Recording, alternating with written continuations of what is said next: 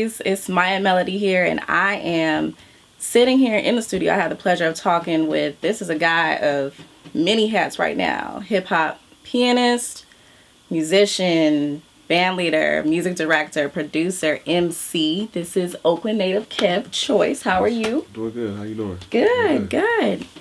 So, I know I just named like so many titles for you. That's pretty awesome. Yeah. You should be proud. I am. You know, it's all a work in progress. You know, for sure. Just continually adding on and just learning and just trying to keep growing in all of those areas. Got it. You know what I'm saying? So tell me, like, how long have you been playing the keys though, and what made you want to decide to pursue it as a career? I just say, well, it's been since forever. I really started in junior high. I mean, it's been over 20 years. And what made me start it, I just always always gravitated towards the keyboard. I think my grandparents had an organ at their house. I used to just try to mess around with it. Nothing formal, and I think another family member had a piano at their house. Then we had little keyboards as kids, but we was just playing with them. And then I think I just started.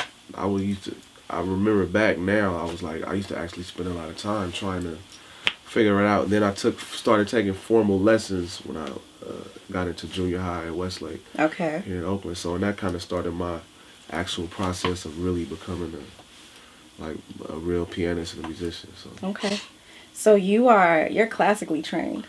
Well, I studied classical music in school, you know, which means I had to learn the classical repertoire, such as, you know, the Bachs, the Beethovens, the Ravels, right, Chopin's, Rachmaninoff's, all that stuff, you know. So classically trained, yes. Am I a classical pianist? No. But I'm not classically trained. Okay. But I mean, that's still pretty cool, though, because it's not a lot of MCs or rappers you see out there who can actually get on stage and rock on an instrument themselves along with their band. So I mean, I'm definitely unique. I feel like in that aspect, and I mean, I haven't come across somebody who could, you know, sit down and play who's a Beethoven sonata, you know, all three movements, not just maybe like a couple of bars. Yeah. But like, you know, and spit at the same time and a certain legitimacy. But exactly. I just feel like that's what I was into when I was young. You know, I was taking piano, but I was really more into hip hop. That's what I wanted to do. Okay. And I think I used the piano as a conduit to like help me get to where I wanted to go. Like I was like, okay, so I can be around music if I'm studying this, and I can be learning. I can be put in bands and situations, and it's making me better. So I always looked at it like, okay, if this is gonna help make me better, then I'll stick with it. Okay. You formed your own band, the Kev Choice Ensemble. So what was your whole purpose behind doing that? Like, why did you really want to form your whole band? Well, originally, I mean, I was always playing with bands. You know, we used to play, you know, sometimes we used to just play at little restaurants, maybe a little trio. Sometimes maybe we do a little foreplay. But then when I started wanting to do my own thing, I was like, if Duke Ellington was alive today, what type of band would he have? Okay. And, you know, it was, you know, Duke Ellington had an orchestra. Right, You know, he had three horns, 3 saxes, 3 trombones. You know, he had a full thing. Right. And they were the best of that time. And they was the hippest, you know. So I was like, okay, if I'm Duke Ellington in 2007, which is when I first opened my band, how would I come? What would be most relevant to me? You know, it would be hip hop because that's the most current music, you know, to me of my generation. Right. But at the same time, it's a level of musicianship that where we could play anything. Like we can go off on some rock, we can go off on some funk, we can go off on some jazz, right, we can go off on some soul, house, techno, drum and bass. So it was just my vision of putting together the hardest band possible in the vision of like, okay, if Duke Ellington was alive, how would he conduct it? Got it.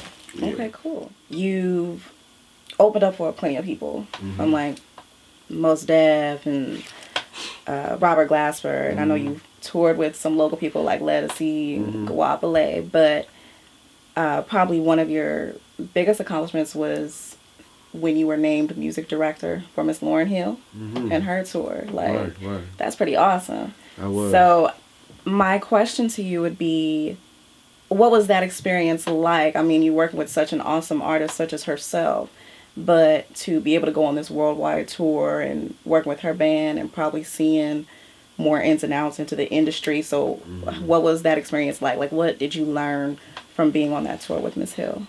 Well, Well, Miss Hill definitely that changed my musical life. It was like I went to school for 7 years. I got a master's degree, but I feel like in that year of being with her was like the equivalent of that as far as learning about, number one, what I was capable of myself. Number two, learning just about what it certain musical things that she introduced me to that I wasn't even really up on. Like, and I ain't even gonna lie. It's like some people be like, yeah, I know everything, but no, I ain't gonna lie. She put me on some things I wasn't even up on. I was like, oh, so it just had me to expand my mind. But at the same time, I felt like that after that experience, I feel like anything was possible. Like, if I can be the MD for, arguably, you could say, one of the greatest artists of our generation. And some people will argue that. And the Miseducation, that album, Unplugged, the things she did and stood for was some of the greatest stuff that we witnessed in our age bracket. So if I can do that, then there's nothing that I can't do. And that was kind of pretty much after that is when I set forth putting together the Kev Choice ensemble. I was like, you know what, I might as well really smash and put forth my own thing because I can do it. You can do it. It was a great experience. She taught me a lot and she sharpened me up. Good. I would say that. Awesome. I know you do your shows at like arenas and lounges and stuff like that, but I've also noticed that you do a lot of shows like community wide, as far as like you're out at rallies and protests for whatever activism, human rights. So what would you say, what's your purpose behind doing that at a community wide level? Is that something you've always been passionate about? Well, definitely. I mean, I think that goes back to just, number one, just loving my community and wanting to see it be better and be a good place for everybody equally, you know, and wanting to use my gift to be more than just an artist. You know, I feel like if I'm an artist and I have a voice, some people don't have a voice. Some people don't. They're going to get on stage and they might not even know how to present words that are going to inspire somebody else. So if I have that opportunity, then I might as well, you know, use it, you know, for the betterment of the community as a whole. We're in the studio right now, and you're working on your new album, right? Oakland Riviera. Oakland Riviera. I love the title of that, by the way. So tell me, how do you think this project is different from the past projects that you've worked on? Well, man, number one, I mean, the past projects, I mean, the most official album you would say I have is The Power of Choice, which is on iTunes. You can go grab that and listen. Go get it. It's awesome. And it's a great album. And I mean, I've been producing my own music since I was 11, since I first started making beats. And that album was pretty much me using the resources that I had. I got programs on the computer. I can make beats. I got MPCs. I got a little setup. I can rhyme. I could do an album. It's just me by myself. Yeah. But, you know, I don't feel like it was representative of my whole spectrum because I wasn't able to pull in live elements. I wasn't able to really get it mixed and mastered. I wasn't really able to try different things because it was just pretty much me sitting in a room making music. You know what I'm saying? And I might have a couple of cats come in and jump on it and some guest vocalists. But this to me is more of it's a broader range of what I feel like I can do. Like it's instrumental stuff on here that shows my compositional side. It's a lot of production. It's features. It's, you know, it's more of an involvement of the circle around me. You know what I'm saying? So versus me sitting in a room just making hella songs and just doing whatever I can to put it out. You know, and so it's a step up definitely. You know, and production wise and composition and just the broadness of it. And I'm looking forward to, you know, getting it out and getting it to the world. And where do you think you see yourself 5 years from now, career-wise? Where do you think you see yourself? 5 years from now, I'm going to be traveling with a whole orchestra. Whole orchestra? Around the world, just doing like hip-hop concertos, symphony productions. You know what I'm saying? Like it's going to be grand. You know, that's the goal. But at the same time, you know, just continuing to grow as a, you know, artist, an MC, a producer, a pianist. Thank you for letting me sit down with you, get to know how you feel about your music and everything. Do you have any last words for the people besides go get the album when it comes out? Check for that Oakland Riviera. You know, hit me up online wherever you want to. Twitter, Instagram, Kev Choice. I'm putting up a lot of stuff about the album and the process. So just, you know, just support the real music. Support me. I appreciate it. And I hope to see you out at the show sometime soon. Nice. Well, thank you so much. This has been Mya Melody here with Kev Choice.